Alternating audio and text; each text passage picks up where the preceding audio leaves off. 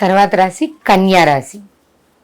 కన్యా రాశి మరి ఈ విశ్వావసనామ సంవత్సరానికి కన్యా రాశి రాశిలో కేతు ఉన్నాడు, సప్తమంలో శని ఉన్నాడు.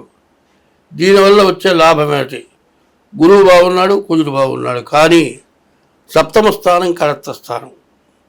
ఈ సంవత్సరంలో భార్యాభర్తలు ఎట్లా ఉంటారు అనేది ఎవరు చెప్పలేరు.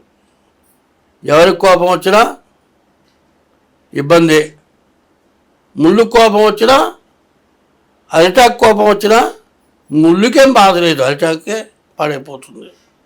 కాబట్టి అరిటాకు లేతది, దాని మీద ముళ్ళు తగిలిందంటే ముళ్ళు బెజ్జం పడుతుంది, అతలాగే మొత్తం తిరిగిపోతుంది నాకు.